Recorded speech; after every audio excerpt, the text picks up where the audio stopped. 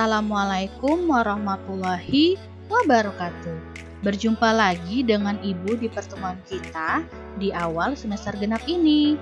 Semoga kalian semua tetap semangat dalam menerima pembelajaran, tetap jaga kesehatan, dan tetap patuhi protokol kesehatan 4M dimanapun kalian berada.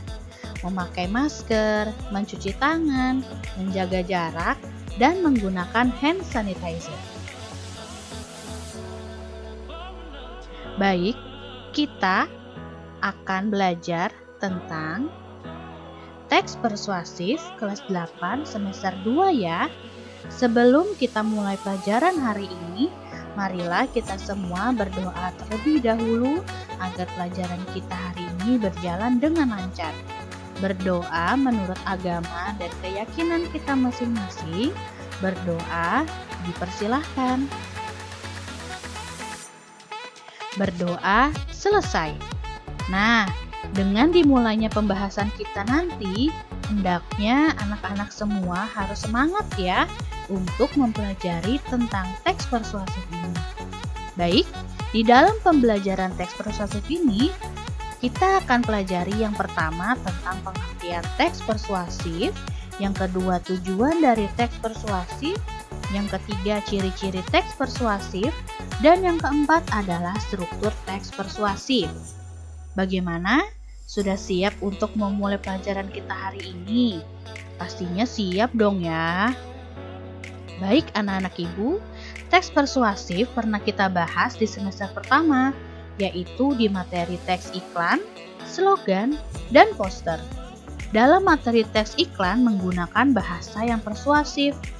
Kalian masih ingat apa itu teks persuasif? Sebelum kita mulai pelajaran, kita lihat terlebih dahulu kompetensi dasar yang akan kita bahas. Kompetensi dasar pada pertemuan kali ini yaitu 3.4 menelaah struktur dan kebahasaan teks persuasi yang berupa saran, ajakan, dan pertimbangan tentang berbagai permasalahan aktual, lingkungan hidup, kondisi sosial, dan keragaman budaya, dan lain-lain dari berbagai sumber yang didengar dan dibaca. 4.4 menyajikan teks persuasi, saran, ajakan, arahan, dan pertimbangan secara tulis dan lisan dengan memperhatikan struktur kebahasaan atau aspek lisan. Indikator pencapaian yang akan kita bahas. 3.4.1 menjelaskan pengertian teks persuasi. 3.4.2 menjelaskan ciri-ciri teks persuasi. 3.4.3 menelaah struktur teks persuasi. 3.4.4 menelaah kaidah kebahasaan teks persuasi. 4.4.1 langkah-langkah menulis teks persuasi, dan 4.4.2 contoh teks persuasi. Nah, di pertemuan kali ini kita akan membahas lebih mendalam lagi mengenai teks persuasi. Yang pertama, kita akan mempelajari pengertian teks persuasi, dan yang kedua, tujuan teks persuasi, yang ketiga, ciri-ciri teks persuasi, dan yang keempat, struktur teks persuasi. Pertama yang akan kita pelajari adalah pengertian teks persuasi. Nah, sekarang Ibu akan bertanya kepada kalian, bahasa persuasif itu bahasa yang seperti apa sih? Baik, kita jawab bersama-sama ya. Istilah persuasi berasal dari bahasa Inggris, persuasion, yang diturunkan dari kata to persuade, yang artinya membujuk atau meyakinkan. Ada juga yang mengatakan bahwa teks persuasif bersifat membujuk secara halus, teks persuasif isinya berupa ajakan atau larangan, teks persuasif juga berisi saran.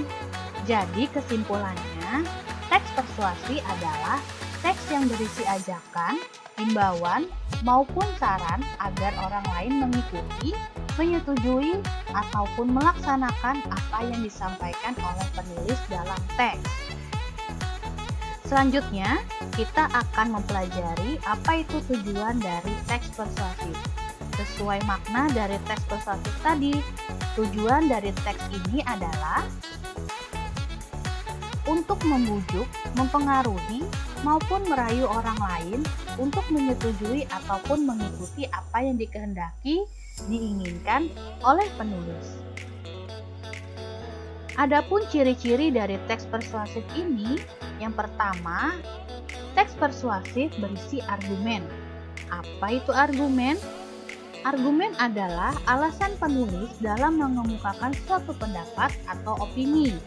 Jika didukung data maupun fakta, maka argumen yang disampaikan pasti akan lebih meyakinkan pendengar ataupun pembaca. Yang kedua, ciri-cirinya adalah berusaha untuk meyakinkan orang lain. Ini bagian paling penting. Bahasa persuasif atau teks persuasif haruslah bisa meyakinkan pembaca agar pembaca itu percaya dengan apa yang ditulis oleh penulis, sehingga apapun yang tertulis di situ pembaca dengan sukarela melakukannya. Yang ketiga, menggunakan kata ajakan, wujukan, himbauan maupun larangan dan saran, seperti ayo, mari, lakukanlah, jangan, hendaklah, atau kata-kata yang berpartikelah. Misalnya, bukalah, majulah, pukullah, duduklah, tariklah, makanlah, minumlah, dan lain sebagainya. Yang keempat adalah menghindari konflik. Mengapa? Karena agar kepercayaan pembaca terhadap penulis tidak hilang. Bayangkan saja, misalnya bahasa yang digunakan terlalu persuasif dan provokatif, sehingga orang-orang jadi tidak percaya terhadap penulis. Baik, sudah paham ya mengenai ciri-ciri teks persuasif? Sekarang kita akan lanjut membahas tentang struktur teks persuasif. Struktur teks persuasif terdiri dari yang pertama, pengenalan isu, yang kedua adalah rangkaian argumen, yang ketiga adalah pernyataan ajakan, dan yang keempat adalah penegasan kembali. Kita bahas satu persatu ya.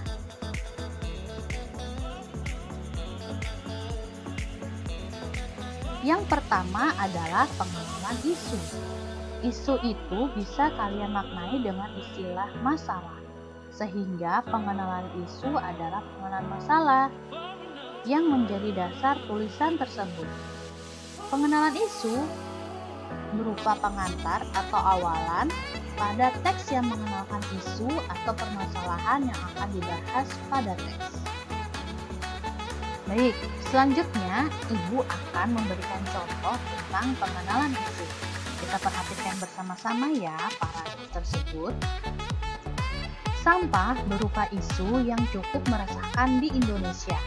Hal ini adalah isu yang akan kita bahas, yaitu tentang sampah yang meresahkan diikuti dengan keterangan-keterangan lainnya yang menyatakan sampah itu meresahkan.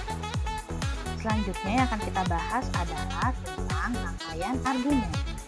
Rangkaian argumen berupa pendapat pendapat dari penulis mengenai isu yang dikemukakan sebelumnya, yaitu berisi pendapat, fakta, dan data-data perihal isu atau masalah yang telah dikemukakan di awal. Selanjutnya adalah contoh dari rangkaian argumen. Kita perhatikan bersama paragraf tersebut. Contoh tersebut, contoh yang mana terdapat beberapa fakta dan argumen yang memperkuat tentang sampah yang merupakan isu yang cukup meresahkan tadi. Kita lihat sampah yang kita buang di mana saja tidak akan hilang sendiri, apalagi jika sampah tersebut merupakan sampah anorganik atau sampah yang tidak dapat diuraikan oleh tanah. Hal ini merupakan fakta. Kemudian paragraf kedua, silakan anak-anak dibaca. Ini adalah merupakan pendapat atau argumen-argumen yang mendukung fakta tadi. Dan paragraf ketiga juga merupakan pendapat atau argumen dari penulis. Selanjutnya adalah pernyataan ajakan. Disinilah inti dari teks persuasif. Biasanya berisi tentang dorongan-dorongan dari penulis kepada pembaca agar pembaca itu bisa terpengaruhi dan bisa melakukan apa yang diinginkan oleh penulis. Misalnya di bagian ini sering ditandai dengan adanya kata-kata ajakan Seperti yang sudah kita bahas dalam ciri-ciri tadi. Kalau kalian masih bingung atau lupa, kalian boleh mengulangi videonya. Baik anak-anak, selanjutnya Ibu akan memperlihatkan contoh dari pernyataan ajakan. Kita perhatikan paragraf berikut ya. Nah, di sini kita bisa lihat anak-anak, ajakannya adalah buanglah sampah pada tempatnya. Dan ajakan yang kedua berupa imbauan, hargailah orang-orang yang selama ini berjasa menjaga kebersihan. Baik, selanjutnya kita akan membahas tentang penegasan kembali. Apa yang ditegaskan? Ya, pernyataan-pernyataan sebelumnya biasanya ditandai dengan kata demikianlah, atau pada akhirnya, atau kesimpulannya, atau demikian itu, atau oleh karena itu, dan masih banyak lagi variasi penegasan kembali. Kalian bisa memilihnya sesuai apa yang kalian inginkan. Pokoknya di bagian ini, bagaimana caranya pembaca itu bisa diingatkan kembali dengan apa yang kalian ungkapkan dalam teks persuasif tersebut. Selanjutnya adalah contoh dari penegasan kembali. Kita perhatikan ya paragraf ini bersama-sama. Contoh menghargai mereka sama dengan kita menghargai diri sendiri. Karena itulah saat kita membuang sampah sembarangan, kita akan menjadi pribadi yang kotor seperti sampah itu sendiri. Mari buang sampah pada tempatnya dan jagalah kebersihan. Jadi ditegaskan kembali di sini ajakannya adalah supaya pembaca mau membuang sampah pada tempatnya dan menjaga kebersihan. Bagaimana kanak? Apakah kalian sudah paham tentang apa yang Ibu jelaskan? Kalau kalian merasa belum paham, kalian boleh mengulangi sekali lagi video pembelajaran ini. Nah, kalau ada pertanyaan, silahkan langsung WhatsApp Japri seperti biasa ya, Ibu. Baik, di pertemuan berikutnya kita akan membahas tentang jenis-jenis teks persuasif dan kaidah kebahasaan teks persuasif.